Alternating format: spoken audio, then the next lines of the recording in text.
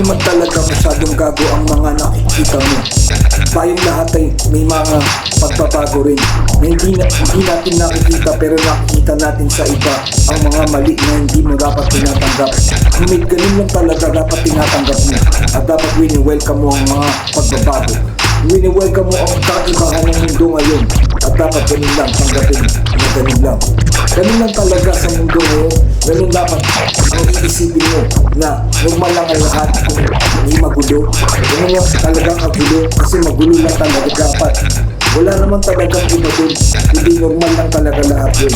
Ganun, wala ka nang iisipin mga kalokohan na naiisip mo na di tama dapat at di mali.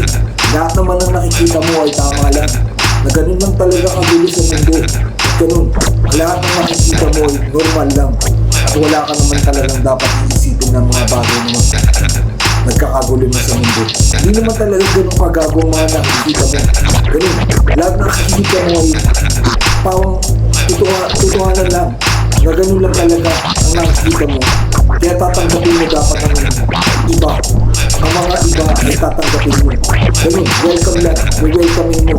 Ganun yung pinagsasabi ko ngayon, welcome lang. Welcome lang ay sagot sa mundo. Welcomein mo lang ang lahat ng nakikita mong gulo. Welcomein mo lang ang lahat ng nakikita mong gago, o kaya masyadong gago. Ganun, dapat sasabihin mo sa sarili mo, masyadong gago na yan pero ganun, kupal na yan ganun, pero ganun, hindi talaga ganun kagulo yun, kasi ganun lang talaga ang normal yun. At wala tayong iisipin ng sama ng mga bagay. Pagkamat may isip natin na ganun nga yun, sobrang gago na, kasi ganun lang talaga yun, normal lang yun, pero hindi talaga sinasadyang ganun mo. Talagang meron ka lang talagang dapat daanan ng mga ganun, at gagawin mo dapat yung iniisip mong tama. Ikaw dapat gagawa nun at hindi ibang tao. Ganun, yung pinagsasabi ko eh, ganun, natural lang dapat yung gagawin mo, kasi yung mga tao natural lang din yung ginagawa. Ganun lang kaibli ang masasabihin ko ngayon.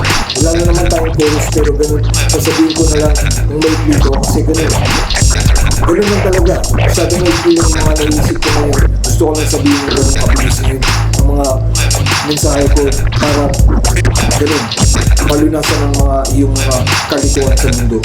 Ganun, Merry Christmas and Happy New Year. Ganun, wala pang New Year. Merry Christmas, aftermath pa lang ng Pasko ngayon. At ganun tayo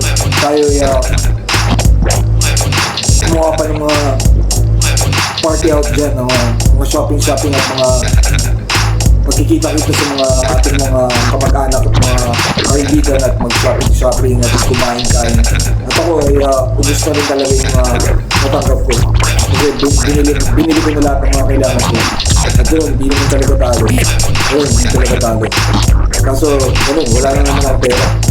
Ganun, okay lang yun, kasi hindi na naman talaga na ako makakabili ng mga Yossi na binibili ko talaga, kasi wala na talagang nakikita sa mga 7-Eleven yung mga binibili kong sigarilyo na gusto ko. Kasi gano'n, wala talagang problema ngayon kung yung gano'n lang, yung Yossi lang.